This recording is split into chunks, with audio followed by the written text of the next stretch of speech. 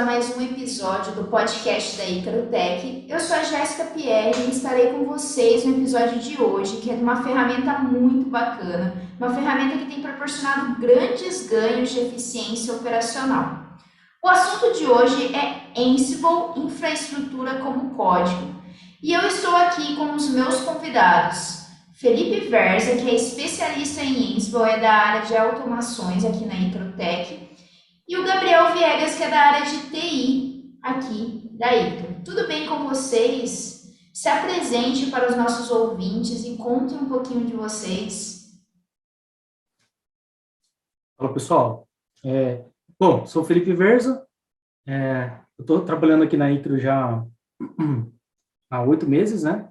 E eu estou num time de automação de redes, e hoje eu sou especialista em Ansible, trabalho com essa plataforma maravilhosa aí, que tem me trazido muitas conquistas, e a gente está num projeto super legal aqui da Icro, né? A gente vai expor um pouquinho do contexto desse projeto, para estar mostrando para vocês a utilização do Ansible, né, nele. Mas é isso aí.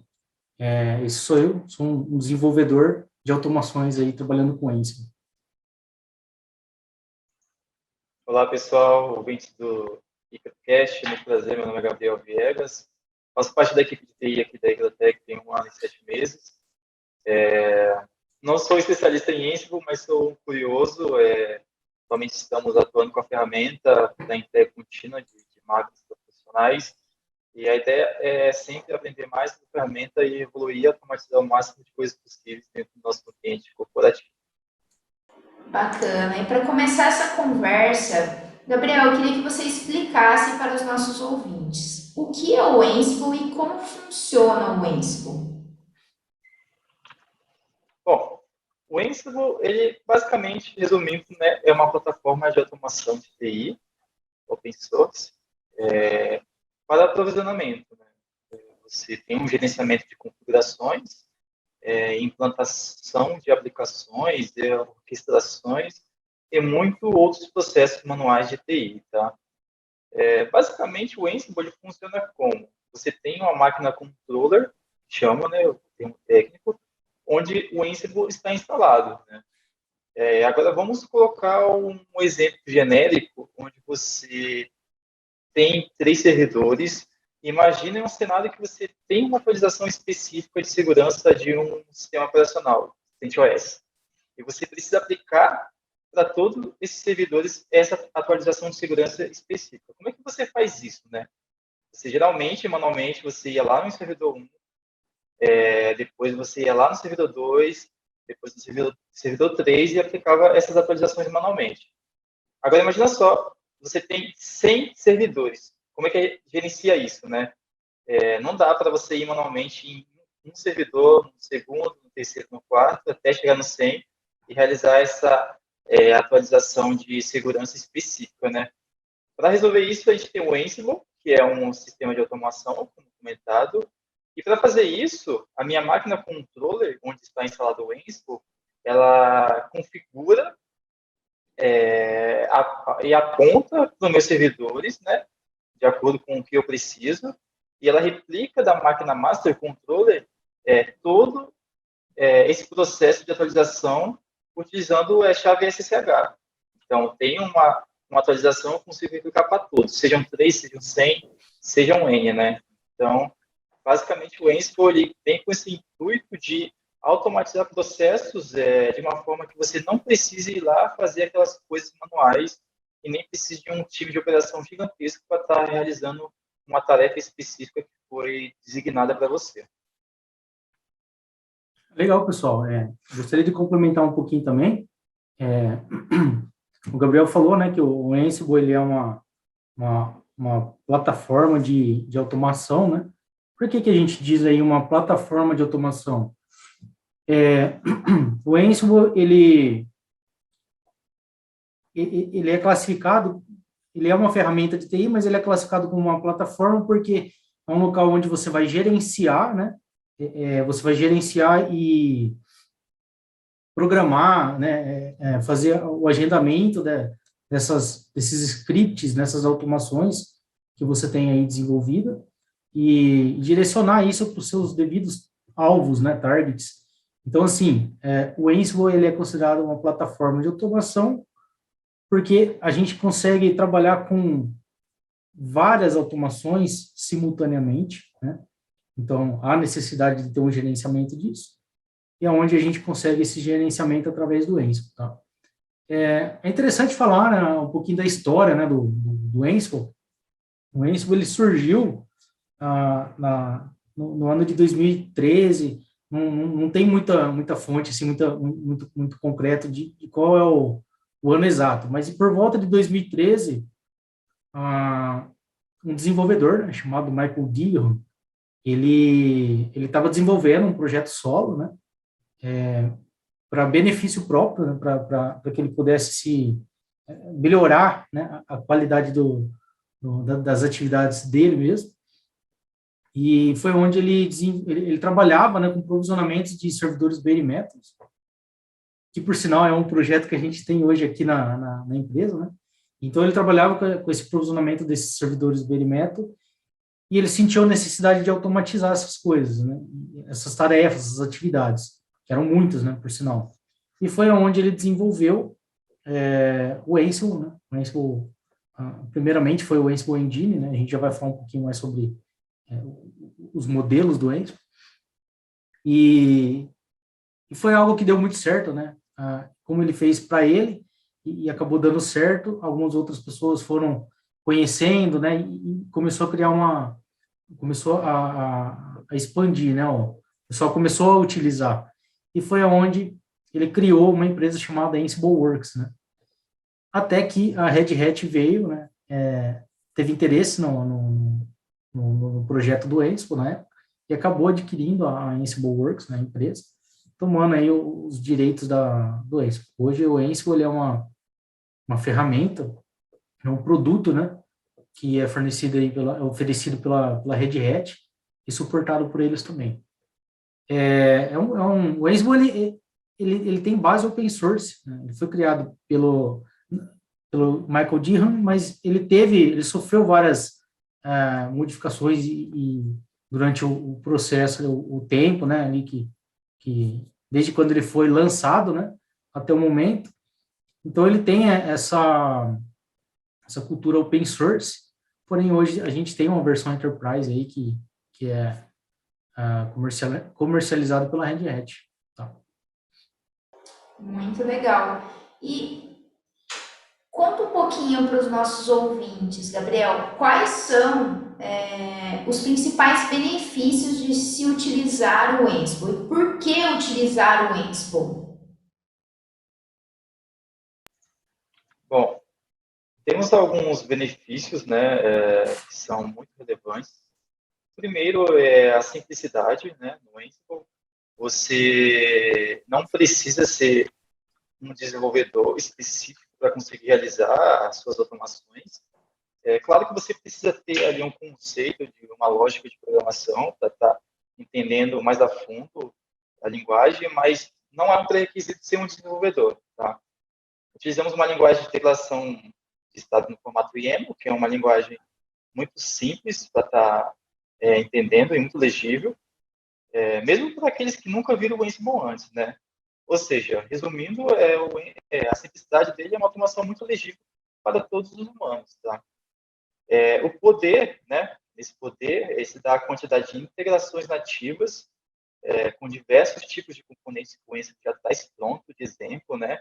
Seja para ambientes Linux, seja Windows, né? Ele já vem com um módulo já meio preparado já e você só adequa com aquilo que você precisa. Isso facilita bastante no dia a dia do seu ambiente, do seu projeto que você está trabalhando. O agentless, que significa? O Ansible não utiliza uma arquitetura de client-servidor, né? Onde é necessário, por exemplo, um agente estar instalado no alvo que você quer estar automatizando. Isso simplifica muito a ferramenta e o rollout da ferramenta em ambientes que já existem, né? Ou seja, se você quer configurar o Ansible, essa opção não é necessário instalar em vários servidores, em várias máquinas, entendeu? Isso é um benefício muito grande também, porque impacta, né, no tempo que você tem ali de ir lá em um servidor específico, instalar o agente específico para poder reconhecer, inventariar aquela máquina e etc. Felipe, aqui na ICA a gente fala muito dessa questão do DevOps, né? O que o Ansible ele tem a ver com o DevOps? Ah, legal. O DevOps, assim, vou conceituar ele aqui, mas é algo que muitas pessoas entendem o DevOps como um cargo, uma função ou um departamento. E não, não é isso. O DevOps ele é uma cultura, né? Ele vem do nome de Development e Operations, né? Que é desenvolvimento e operações, né? É a junção de dois times, né? Que tem as suas atividades ali. Então, essa cultura, ela tende ao quê? A aproximar esses dois departamentos de desenvolvimento e operações, né? Para que possam ser desenvolvidos e trabalhado em criações que nos trazem benefício e qualidade e melhoria no nosso tempo de execução, né? O DevOps, ele traz vários benefícios aqui, eu não vou entrar muito em detalhe, porque é um assunto bem grande, talvez por um outro momento, mas o que o Ansible tem a ver com o DevOps? Como eu falei, a ideia é que o time de desenvolvimento e operação trabalhem juntos para que eles melhorem o ambiente de trabalho deles ali, podendo trazer um ganho de tempo nas atividades e tal. A gente entende hoje que o workload, né, de um time de operação é muito grande, né? O pessoal tem várias atividades manuais ali que devem ser executadas, né? E, enfim. Então, a automação é parte da cultura do DevOps, né? Automatizar as suas atividades que você tem ali diária nos seus sistemas operacionais, no seu Linux, no seu Windows, na sua infraestrutura. Se você tiver um Firewall, precisa configurar o Firewall ali, alguma regra toda vez que alguém solicita. Por que não automatizar isso, né? E o Ansible, como a gente já discorreu aqui, ele é uma plataforma de automação, tá? Então, o Ansible, assim como outras ferramentas bem conhecidas aí no mercado, ele é muito utilizado e muito falado, né? Ele é aceito, né? Na cultura DevOps. Ele é referência na cultura DevOps por causa disso. Porque ele permite, né? Ele cria, desenvolve automações. E automação é parte do DevOps. Essa é a relação que a gente que eu consigo enxergar aí do Ansible com o DevOps. Bom, já que a gente entrou nessa questão, né, do time de operações e tudo mais, como que o Ansible ele pode agregar no time de operação? Eu posso responder essa pergunta porque dentro da equipe de TI a gente é composto por 6 integrantes, então a gente tem um time de operação ali que é responsável por toda a infraestrutura tecnológica da empresa, né? Desde a área de infraestrutura até a parte de desenvolvimento. Então, como integrar, né, isso no time de operação, né? Como fazer com que aquilo faça sentido para a equipe e seja uma entrega contínua e com qualidade para a empresa, né? Primeiro que eu gostaria de falar um pouco sobre, né, os pré-requisitos que a gente tem que ter, né, para isso, né? Você tem que ter uma distribuição Linux, né? Também ou uma virtualização, né, seja uma VM. Caso não tenha um ambiente Linux, você pode ter esse ambiente Microsoft Apple com virtualização, ou seja, você vai ter uma máquina virtual Linux rodando dentro desses ambientes, e lá dentro iremos disparar o Ansible, tá? Mas como agregar para o time de operação, voltando a essa pergunta, né? Quando você trabalha com processos muito manuais no dia a dia, você sempre tem a ideia de querer automatizar esse processo, certo? No caso específico de TI, a gente tinha ali as máquinas de entregas dos profissionais novos ou de profissionais até que já estavam atuando dentro da empresa, e a gente viu a necessidade de estar implantando isso dentro da equipe com o objetivo mesmo de ganhar tempo, né? Isso acabou sendo um autoestudo em cima da ferramenta, realização de teste, verificar se realmente fazia sentido ou não estar implantando isso. E realmente fez sentido, porque a ferramenta atendeu todos os pré-requisitos que a gente estava precisando naquele momento ali. Nesse sentido, acaba agregando muito, porque você acaba ganhando tempo com isso, né? Então, isso é uma coisa importante, porque com o tempo você consegue direcionar para outra atividade em si, dentro da equipe, né? Até estar estudando uma nova ferramenta ou outra solução para isso. E você tem uma automação ali contínua de entrega para os profissionais que funcionam 100% com qualidade, né? E isso é de extrema importância para a gente, porque quando você tem um processo manual, você faz as coisas muito manuais, sempre tem aquela questão, o erro humano sempre é possível, certo? Então, não vou falar em questão de porcentagem, mas sempre ficava uma coisa ali que faltava, instalação, configuração, etc. Então, com Ansible, a gente consegue já deixar elegível na linguagem YAML, né, dentro do seu inventário, das suas tasks, seja lá o que você estiver realizando ali dentro, todo o processo que você precisa estar automatizando. Ou seja, não há o risco de ter algum tipo de erro humano ali. Né? Isso facilita muito para a gente no dia a dia, na hora de entregar algum tipo de máquina para algum profissional relacionado a algum tipo de operação dessa. Eu acho isso muito importante, porque não corre o risco do erro humano. Né? Então, a gente configurando isso, dando provisionamento, gerenciamento disso, é mais fácil de gerenciar do que você mesmo fazer ali na mão, né, no braçal, né? Então, acho que isso faz mais sentido para o time da equipe de TI, né, no sentido de operação, assim, entre aspas. Muito legal. Eu vi que você comentou também sobre essa questão da simplicidade, né, do Ansible e essa questão da linguagem YAML, né? Mas entrando nessa questão técnica do Ansible, qual que é a linguagem, né, do Ansible? Eu sei que a linguagem é YAML, mas em quais sistemas nós podemos utilizar o Ansible? Ele conversa com outras linguagens? Explica um pouquinho para mim como que funciona isso. Bom, eu vou falar um pouco, depois do Wesley quiser complementar. O Ansible em si, ele é desenvolvido em Python, só que nativamente a linguagem que utilizamos é YAML, que nem você comentou. A questão da simplicidade, eu falo que é muito legível para qualquer pessoa, mesmo que ela não consiga desenvolver muito avançado, certo? Nativamente, ele é mais utilizado dentro de ambientes Linux, né? CentOS, Red Hat, enfim. Mas ele pode ser elegível tanto para Linux como para Windows, né? E, atualmente, dentro da Icro, é o que eu realizo, né? Diferentemente do projeto VESA, que é mais foco em automação de servidores, dentro da empresa a gente tem ali um playbook, um inventário justamente para isso, para fazer toda a atualização, o gerenciamento de entrega de máquinas que hoje utilizamos sistemas operacionais do Windows, né?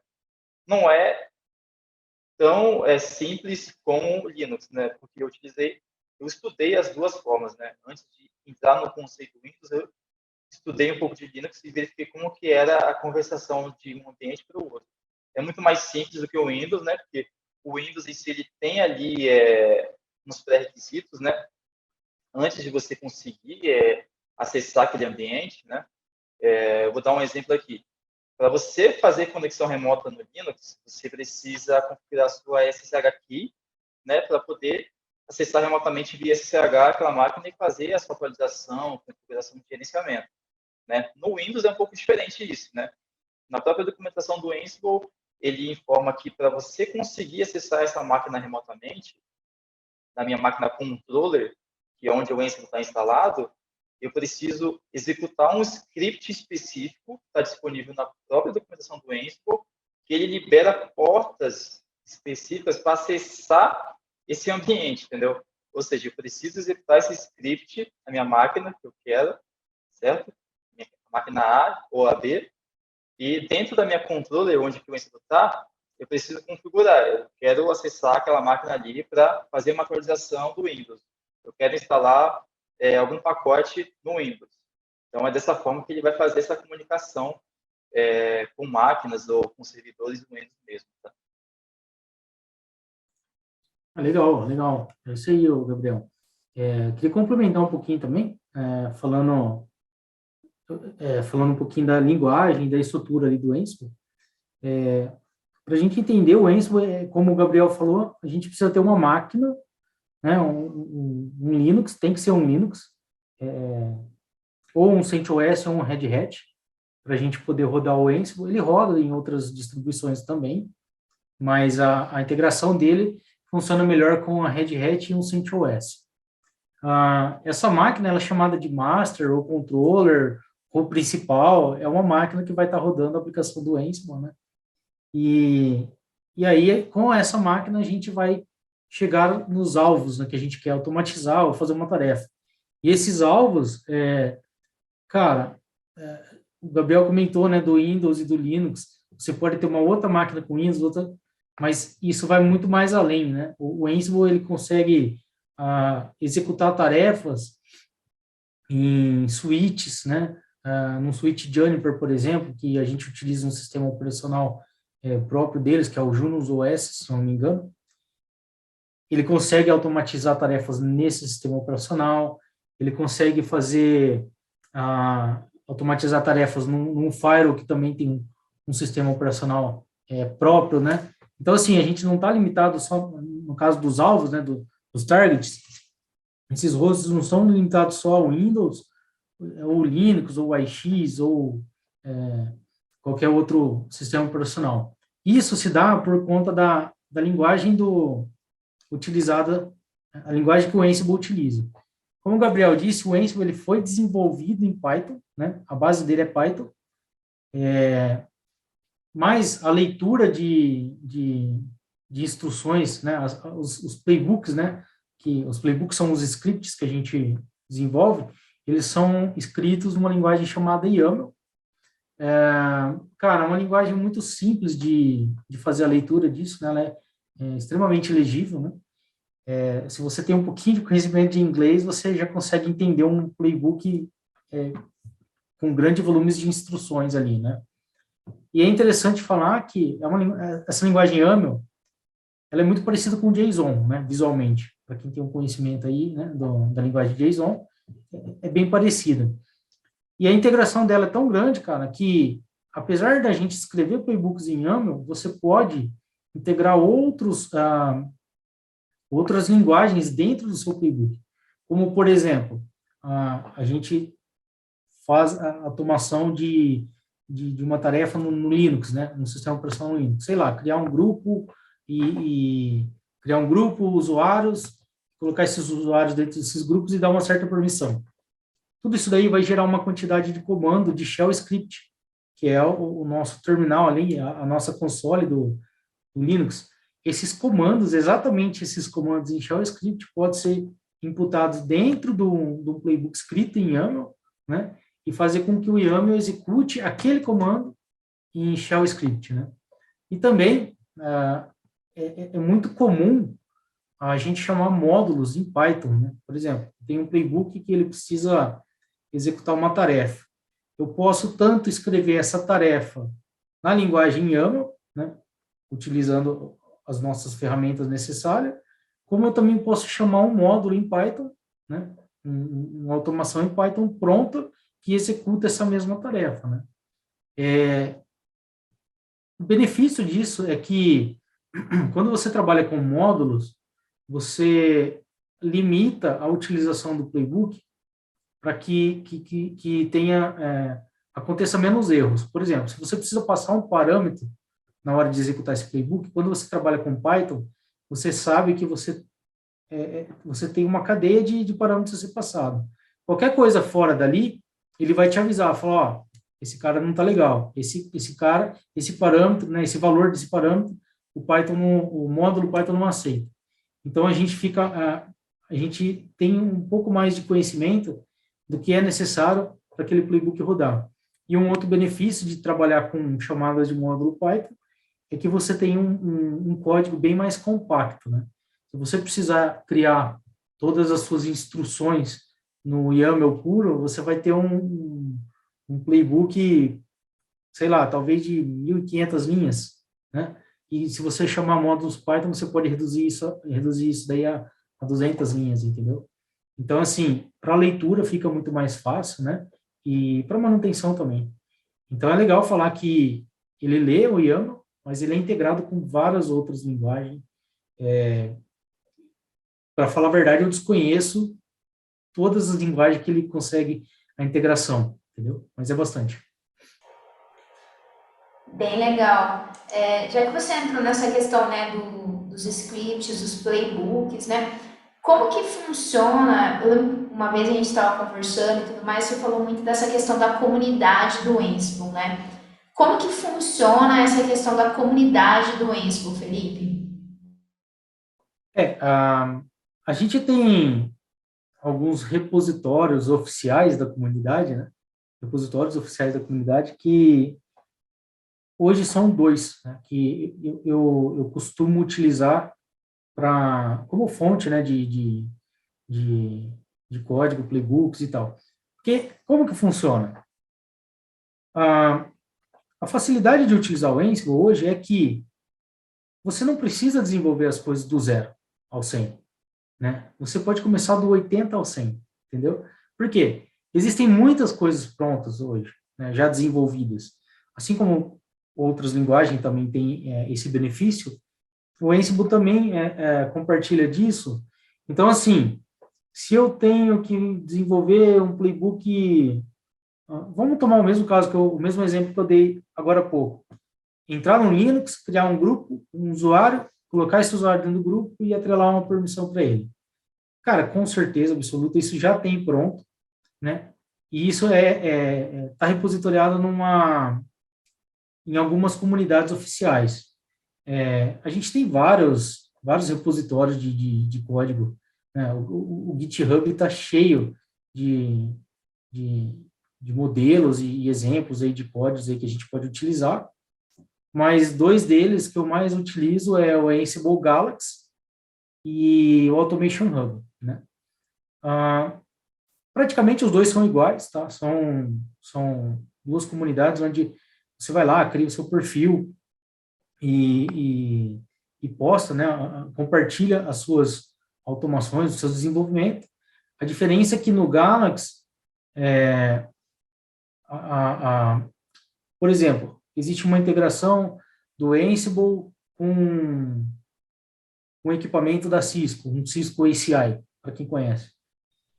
Então, ao desenvolvimento inicial desse playbook, ou desses módulos, né, suportado pela Red Hat e pela Cisco, e esse desenvolvimento inicial, esse módulo Python, né, que é o módulo Python, vai ser repositoriado lá. Então, o pessoal vai lá, consome esse conteúdo, mas eles podem modificar isso para atender algumas especificações do projeto dele, algumas exclusividades. Ele pode customizar, é totalmente customizado.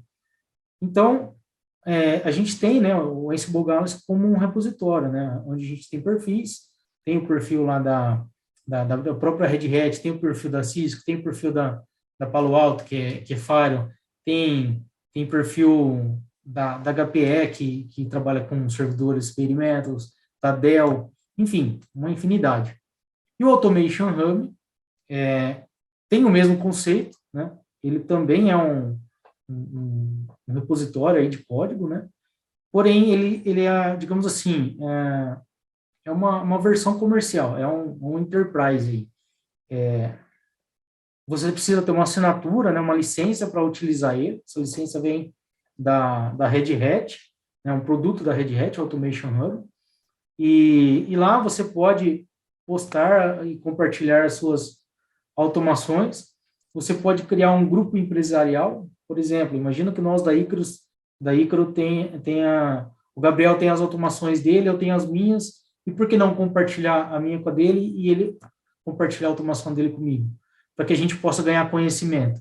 Então, a gente vai lá no perfil do Automation Hub da Icaro e com o seu usuário pessoal, você vai lá e posta e deixa aberto comentários, ou até mesmo para colaborações em equipe, que é o caso do GitLab e GitHub, né, que o pessoal trabalha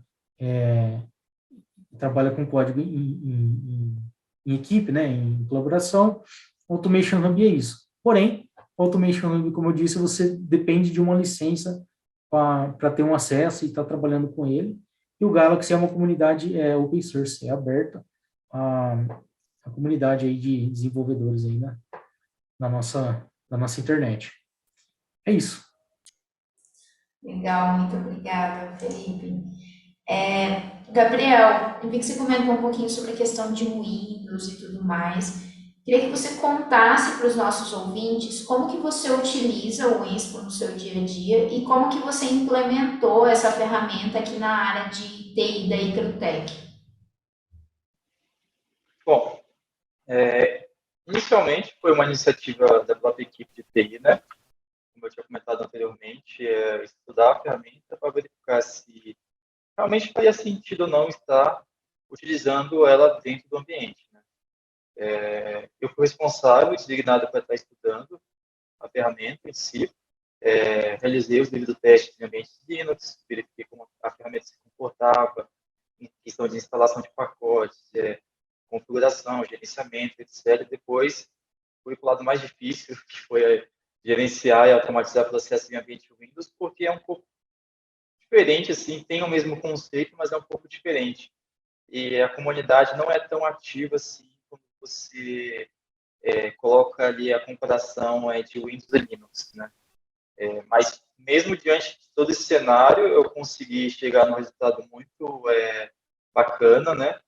Tanto é que hoje o Ansible é uma ferramenta core dentro do ambiente de TI, onde a gente utiliza ele 100% no quesito de que existe uma máquina para estar preparando, então a gente vai lá, deixa de conforme o cenário, né?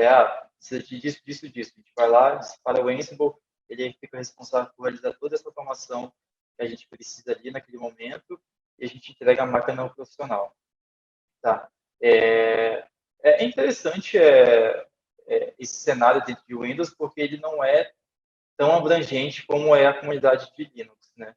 Mas mesmo diante de tudo isso, a gente encontra muita informação na própria documentação do Ansible mesmo. O Vesa estava comentando aí sobre as comunidades, etc. Mas eu fiquei muito contente com os resultados que eu encontrei na própria documentação do Ansible mesmo, que mesmo não sendo inventários prontos, que a gente só reutiliza ali, complementa com aquilo que a gente precisa, ele possui uma documentação que é uma base, é um norte que você quer, você vai lá e descreve exatamente qual é o processo que você vai estar querendo realizando naquela tarefa ali, né, uma task. Por exemplo, o que eu preciso fazer na preparação de uma máquina? Criar um usuário. O Vesta comentou, eu vou lá, crio lá um usuário e dou permissão para ele. Crio um usuário, eu preciso dar permissão para quê para ele? De administrador, para ele poder realizar a instalação de software. É um desenvolvedor full stack, precisa de ferramentas específicas. Então, cria o usuário dele, vai lá, atribui permissão para ele, instala as ferramentas que são necessárias ele estar utilizando dentro daquele cenário, atualiza todo o ambiente, configura ele de acordo com o que é necessário e entrega a máquina profissional, né? Então, isso é uma forma, né, a logística que a gente atua hoje, né? Ao contrário do que era antigamente, né? Antigamente era uma máquina que era mais realizada manualmente ali, né? Todo esse processo, e isso impactava no tempo que a gente tinha, né, para realizar outros tipos de tarefas, né? O Ansible fica totalmente autoritário por entregar esse processo completo para a gente. E isso é bem bacana mesmo, você ganha muito tempo com isso mesmo. Bom, já que você entra na questão de tempo, qual foi assim o ganho que você teve antes, quando era manual, né? Quanto tempo você levava e hoje, utilizando o Ansible, quanto tempo você leva para entregar a máquina? Bom, é que nem eu comentei na pergunta anterior, a gente tem ali, né, todo o processo que precisa ser realizado dentro de uma tarefa, né, de entregar a máquina. Eu vou primeiro entrar no conceito manual, né, o que é preciso entregar em uma máquina, um notebook, quando a gente aloca para algum profissional dentro do ambiente da ICRA internamente, né.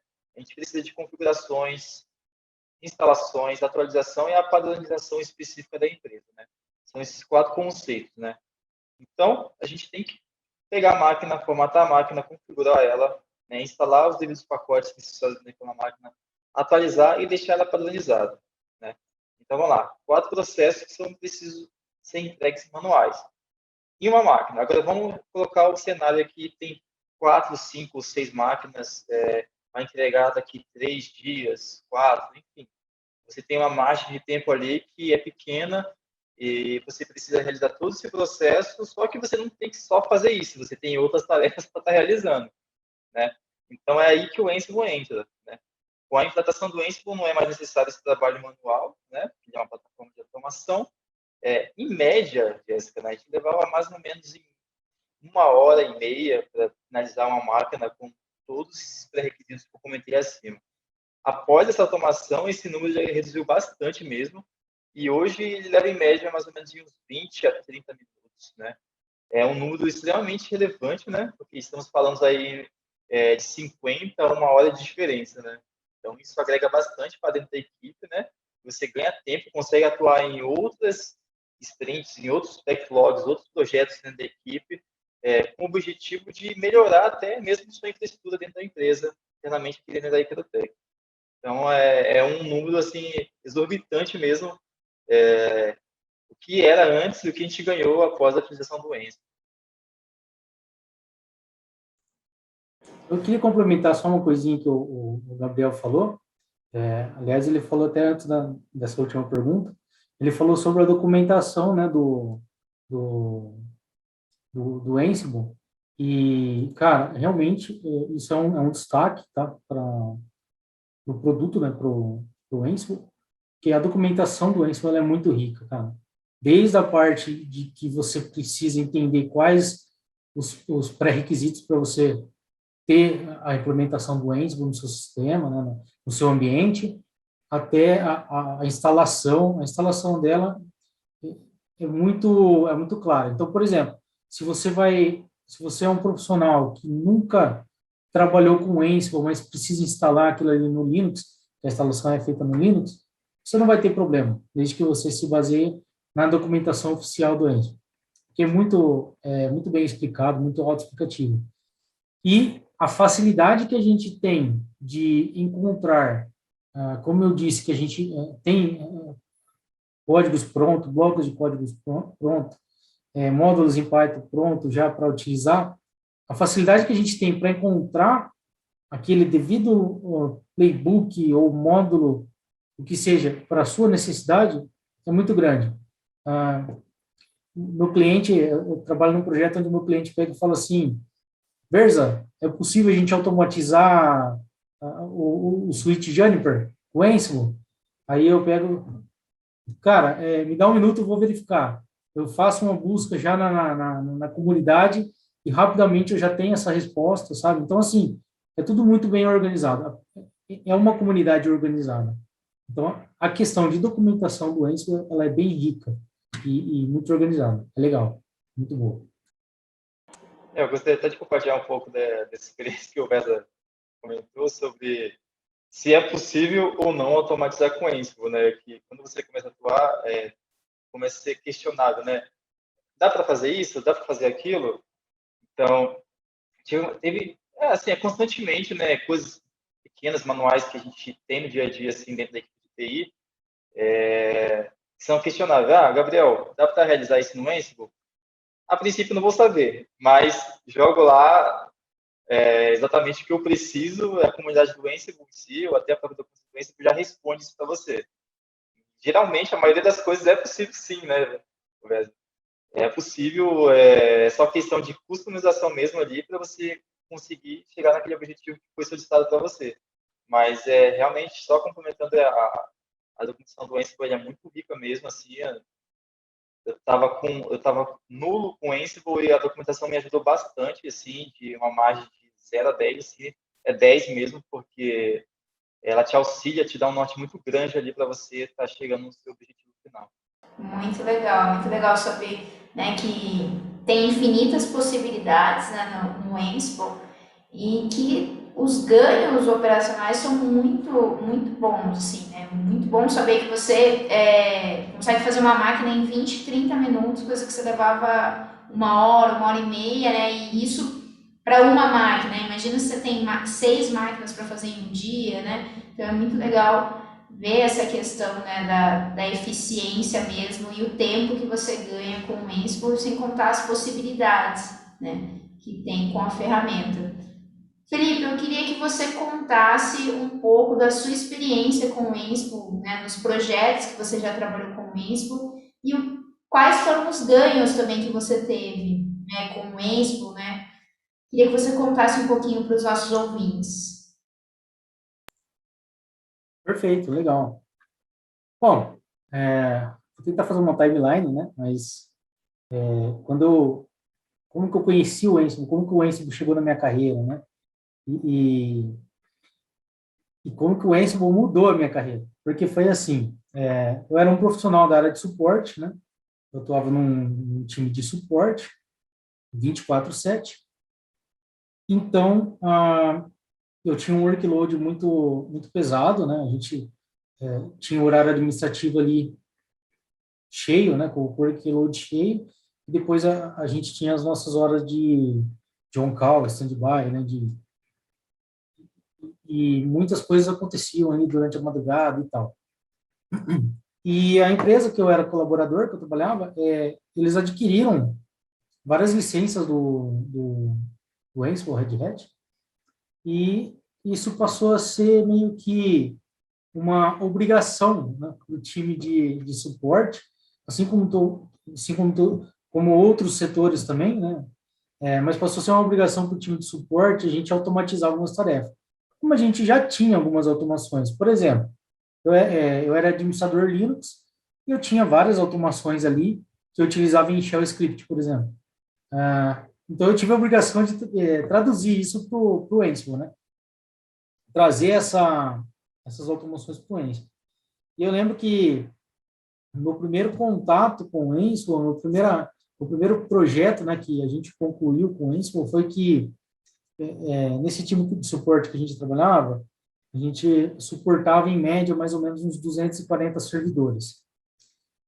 E tinha uma aplicação de monitoração nesses servidores, né, para monitorar todo o sistema operacional e a aplicação também.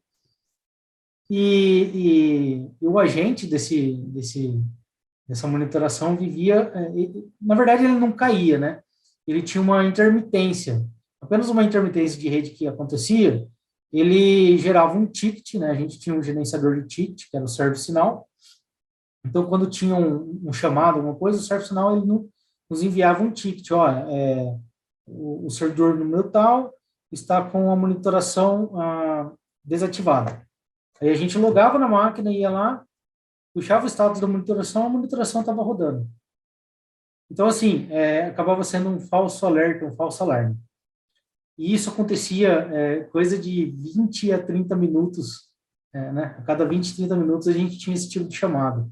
De um dia para o outro, a gente iniciava o dia com a fila cheia de chamado só desse problema de monitoração. Na verdade, não era o problema da monitoração, mas sim uma intermitência de rede. E aí foi onde eu decidi aplicar a automação do Ansible, né? Comecei a estudar um pouco. E o que aconteceu foi que a gente, em parceria com os meus parceiros de time e tal, a gente criou uma automação onde, no momento em que o ServiceNow acionava o nosso time com um chamado, ele acionava, ele trazia via API algumas informações para o Ansible, e o Ansible já conseguia consumir essas informações de qual era o tipo de chamado, qual era a criticidade, a descrição do chamado, e qual era o servidor, né, o endpoint, o host. E aí, com todas essas informações, a gente conseguia filtrar para poder fazer uma tarefa. E a tarefa era simplesmente ir lá, fazer a validação se a monitoração realmente estava de pé ou não. Se tivesse de pé, ele simplesmente mandava um retorno para o ServiceNow e fechava o ticket. Se ela realmente tivesse desativada, se ela tivesse caído por algum motivo, como às vezes acontecia, o Ansible ele executava, ele partia, né, para uma condição onde ele executava ali uma atividade para trazer de volta essa monitoração, dava um restart no serviço.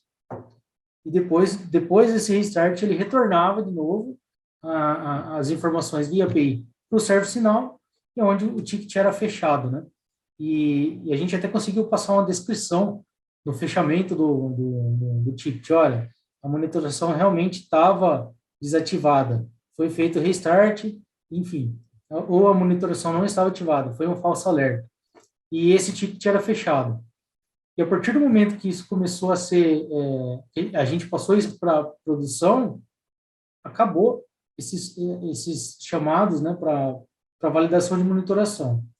Então, basicamente, coisa que a gente perdia ali de 5 a 7 minutos para validar na mão, não estava mais sendo necessário esse tempo, porque o Ansible estava atuando sozinho nisso. Então, esses chamados, eles vinham, eles caíam na nossa fila, não dava tempo da gente ver, porque a gente precisava atualizar a nossa página ali do ServiceNow, não dava tempo do analista ver e já sumia, porque ele já foi resolvido, já foi executado, né, corrigido e já foi fechado. E, cara, deu muito certo isso, né, foi um ganho extraordinário de tempo que a gente teve, né, imagina, a cada 20, 30 minutos você tem que gastar 7 para fazer uma validação, e sem contar na parte da manhã que a gente fazia um mutirão ali para fechar todos esses tickets, né? E aí o nosso time, né, na época eu tive bastante parceiro ali, a gente decidiu participar de um campeonato de automações a nível da América Latina, né? Era um campeonato interno da empresa que a gente trabalhava, e estava sendo concorrido ali por vários times de toda a América Latina da empresa. E cara, eu tinha me inscrevido nesse campeonato por me inscrever. Eu falei, vamos, fui na onda do pessoal, né? E não é que a gente conseguiu ganhar em primeiro lugar com essa automação.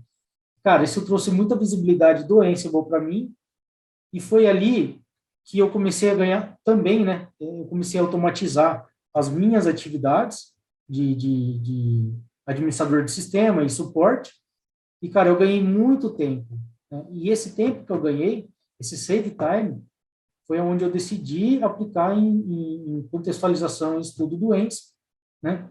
Para mim poder, um dia, poder trabalhar com o Ansible mesmo, que é o que eu estou fazendo hoje, né? Devido a essa primeira automação, eu consegui save time para mim poder estudar, entender o Ansible, ver como funciona, laboratório, aplicar e testar. E hoje eu consegui me tornar um especialista em Ansible, estou trabalhando em vários projetos com Ansible, né? Então, essa foi a minha primeira experiência do Ansible. E tem algumas outras também. A gente está com um projeto muito grande aqui, um projeto muito ambicioso, é um projeto muito bem complexo e inteligente e grande, né? Basicamente, a ideia que a gente tem aqui desse projeto é um portal, um site que vai vender hosts, né? Vai vender máquinas, assim como um produto da Amazon, AWS, um produto da Microsoft Azure, essas clouds famosas que estão no mercado hoje, estão vendendo VPCs, né, essas máquinas virtuais. No caso do nosso projeto, é um site, um portal onde você vai poder comprar hosts de bare metals, né, servidores físicos. Bare metals são servidores físicos, diferente de VMs, né? Então, nesse projeto, o Ansible está implantado de uma forma extraordinária. A gente tem o Ansible rodando num cluster de 6 máquinas no total. São 3 máquinas para controller, né? Gabriel, lembra que você comentou que, né, tem a necessidade de ter um master, um controle? Nesse caso, a gente tem um cluster de 3 máquinas só para controller, 2 nodes, que a gente usa só para processamento, e um node só para banco PostgreSQL. Que o Ansible ele tem a necessidade de ter um PostgreSQL ali para fazer o banco de dados da própria aplicação. Isso tudo você pode colocar numa máquina só, mas dependendo do seu uso, o seu desempenho necessário, você pode fazer isso num cluster. Então, a gente tem esse cluster gigantesco aí. foi uma experiência muito grande para mim trabalhar com isso, porque foi uma forma de implementar o Ansible diferente de qualquer outro projeto que eu já tive contato, conheci e realizei. E hoje, qual que é a função do Ansible nesse projeto? Como eu disse, o produto, né, é um portal onde ele vai vender hosts bare metal para o cliente final deles. Então, o cliente vai lá no portal, escolhe uma máquina com tanto de disco, tanto de memória, tantos cores de CPU, e clica em comprar, né? Ele vai ter uma conta lá, tudo. Essa máquina, ela precisa ser provisionada, né? Ele escolheu um SO, vamos dizer que ele escolheu, quero uma máquina Linux, né? Um Red Hat 8, por exemplo. Então, essa máquina precisa ser provisionada. E esse produto já existia, porém, quem fazia essas atividades era um time de operação. Então, o pessoal pegava uma máquina, ia lá, logava na máquina, rebutava a máquina para ela poder dar o boot numa mídia física, ou não sei qual método que eles usavam, fazia a instalação do Red Hat, configurava a rede e, por final, entregava a máquina para o cliente ali dentro de 3 ou 4, 5 dias, né? A gente está falando de bare metals, diferente das VMs, o bare metal, ele é um processo um pouco mais complexo e demorado para se provisionar, tá? O Gabriel tem essa experiência de provisionamento com VMs, né, Gabriel? Você comentou aí que acho que leva um dia e meio, né, mais ou menos, para poder entregar a máquina para o cliente. No caso do bare metal, pode estender isso um pouquinho mais. E com o Ansible, a gente trouxe isso para um outro nível, né? Por quê? Ao momento que o cliente compra essa máquina, esse portal, que é um site, ele vem, aciona o Ansible, o Ansible Tower, né? No caso, tem alguns modelos de Ansible, tem o Ansible Engine e o Ansible Tower. A diferença é que o Engine, ele é o Ansible na linha de comando, você trabalha só com uma linha de comando para trabalhar, para gerenciar o Ansible, e o Ansible Tower é o Ansible na forma gráfica. É uma web interface, uma aplicação web, onde você entra lá, você gerencia tudo por um sistema web. Enfim, então, esse portal, esse site vai acionar o nosso Ansible via API e vai acionar os playbooks necessários para que se possa provisionar essas máquinas. Então, eu tenho lá playbooks que vão escolher uma máquina, logar nessa máquina, vai configurar a ordem de boot dessa máquina, vai configurar o boot temporário dela para PXE, que é o método que a gente usa para fazer os provisionamentos. PXE é provisionamento por rede. Então, ele vai né, organizar essa parte de pré-boot e vai rebootar essa máquina. Aí, lá no PXE, o Ansible vai lá, define qual é o SO que ele vai ter que passar para essa máquina, para fazer a instalação, e aí a gente tem toda uma outra automação que vai definir já qual é o disco que vai ser instalado, qual o usuário, senha, enfim, tudo automatizado. Então, essa máquina é provisionada, ao momento que ela terminou de provisionar e foi rebootada, a gente tem a porta SSH, que hoje é o meio de conexão da linha de comando, né, nativa aí do Linux. A porta SSH ficando online, o Ansible já entende isso e conclui o playbook, passa para um próximo.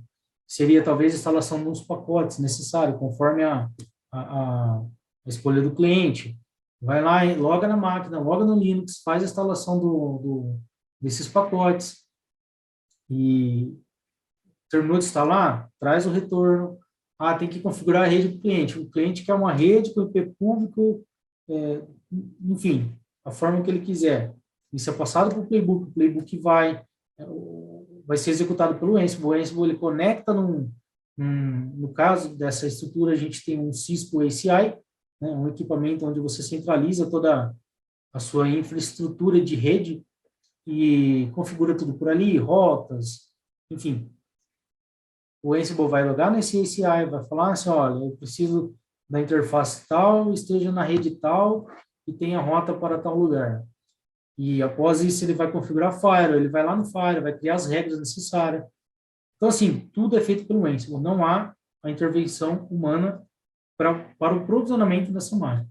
e no fim de tudo, o Ansible valida se essa máquina está online, apta a ser conectada, e traz essa informação para o portal, e por fim o portal vai fazer o direcionamento dessas informações para o cliente, dando para ele ali o IP da máquina com usuário e senha para ele poder logar. Então, assim, a infraestrutura disso é muito grande, né? Envolve muitos equipamentos ali a serem configurados. Como eu falei, a gente tem bare metals, né? O bare metal são os servidores físicos, aqueles servidores de rack, né? Então, pô, a gente tem, cada rack, se eu não me engano, é 21 ou 20 servidores, e depois a gente tem que configurar o Cisco ACI, Palo Alto, né? O Firewall, no caso a gente usa o Palo Alto. Storage, a gente tem caixas de storage separada, para se caso o cliente quiser um volume, um disco, né, a mais na sua máquina, diferente do disco físico do servidor, ele pode comprar armazenamento à parte. O Ansible vai lá nessa caixa de storage, vai solicitar isso, esse armazenamento, vai passar a quantidade para a máquina, vai fazer toda essa associação e vai entregar isso para o cliente. Então, há uma integração muito grande nesse projeto do Ansible com vários outros elementos, vários outros equipamentos de diferentes fabricantes, para você ver o poder de integração que o Ansible tem. É um projeto que ainda está em progresso. A gente tem aí, acho que, se eu não me engano, a gente fez uma métrica de 70% do projeto já pronto, e já é possível ter alguns tipos de provisionamento. Para você ter noção, como eu falei, o provisionamento de um bare metal leva em torno de 4 a 5 dias, assim, tendo um cenário mais simples possível, né? De 4 a 5 dias, eu consegui, com o Ansible e as automações que a gente desenvolveu, reduzir isso para 17 minutos, né?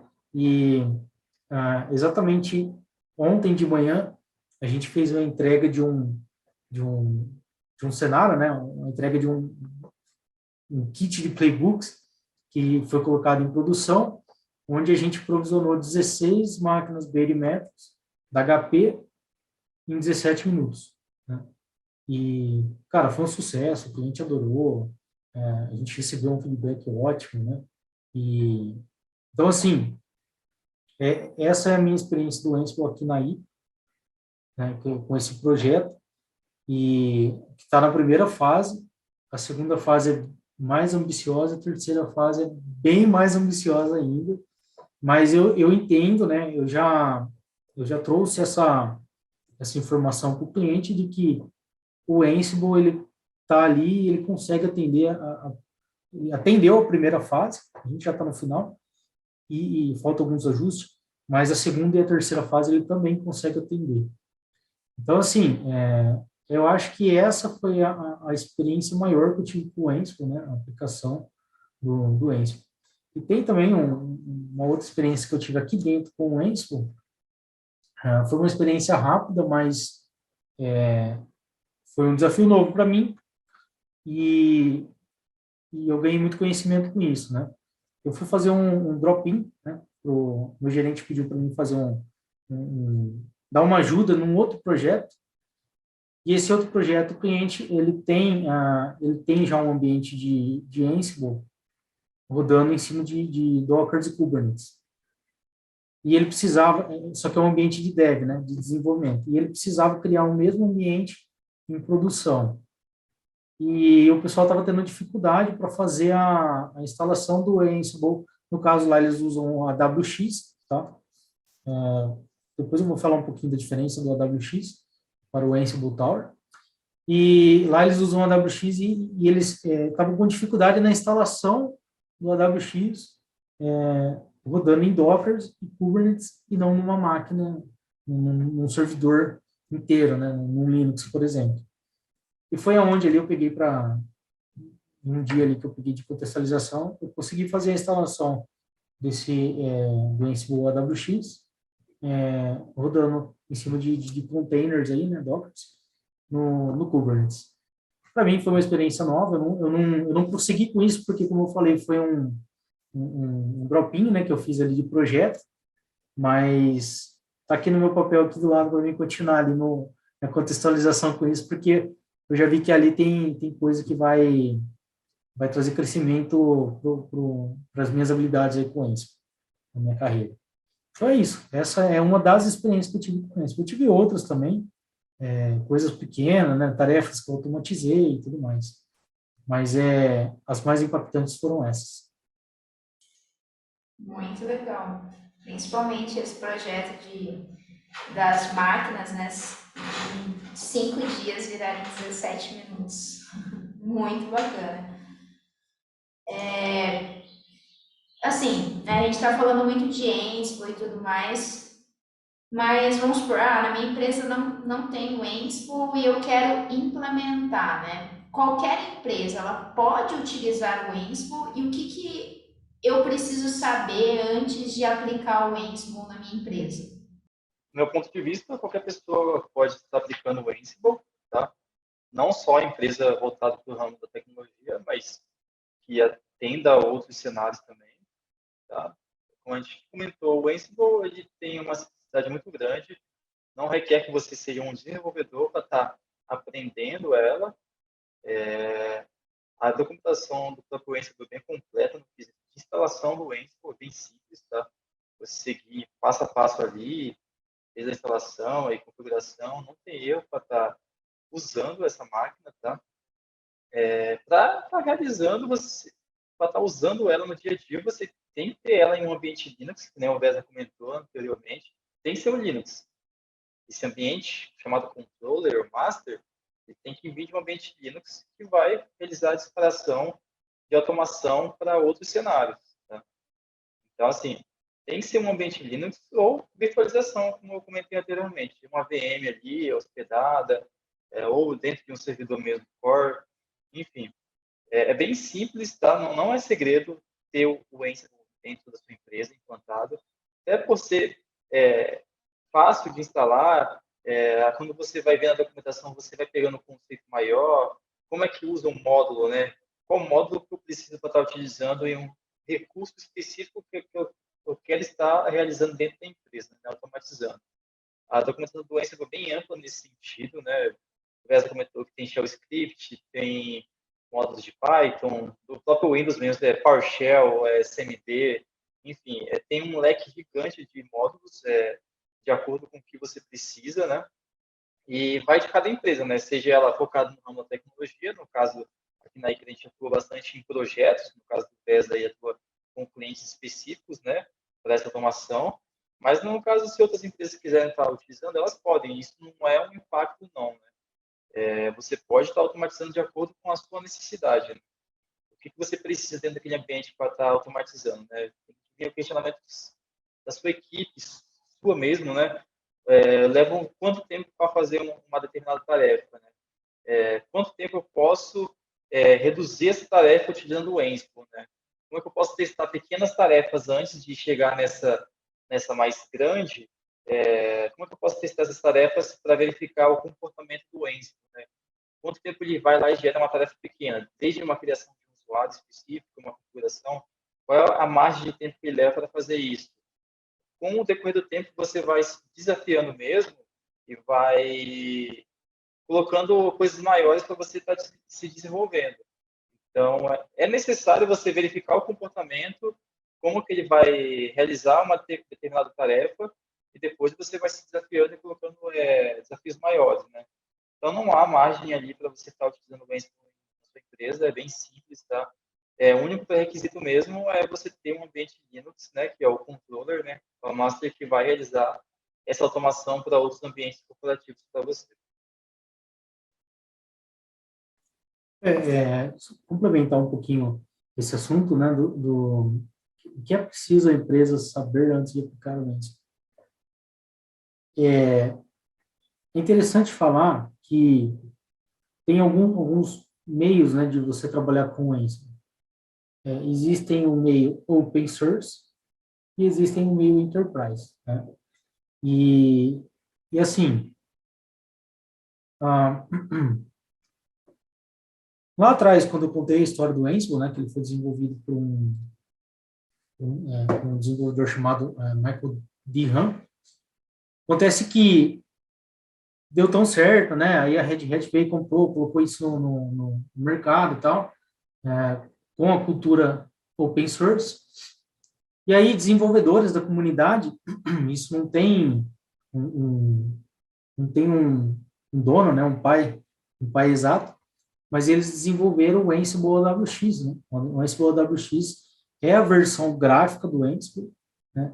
Para quem não tem tanto conhecimento com linha de comando e tal, o pessoal poderia estar utilizando o Ansible com uma versão gráfica, né? Uma aplicação web, que é o AWX.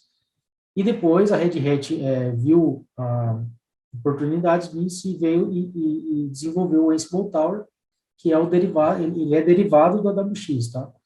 É óbvio que o Ansible Tower ele conta com suporte da Red Hat, ele conta com algumas features a mais, né, que a gente tem, que não tem no AWS, mas basicamente os dois fazem a mesma coisa. Por exemplo, no caso de uma aplicação dessa que eu dei o exemplo do projeto, não seria possível estar utilizando um AWX, né? Você precisa do Tower para estar podendo para estar podendo ter acesso a algumas features que no AWX não teria. Mas o AWX, por ser open source, qualquer um pode usar, qualquer empresa pode usar. Você não depende de uma licença para isso. É óbvio que vai depender da sua aplicação, da sua necessidade. Mas, por exemplo, se você é um estudante e tem um laboratório, uma VM, você tem um notebook com um VirtualBox ali rodando uma VM Linux, você pode instalar o Ansible e o AWX e testar playbooks, scripts, o que você quiser, sem ter um custo para isso. Você não precisa de uma licença para isso.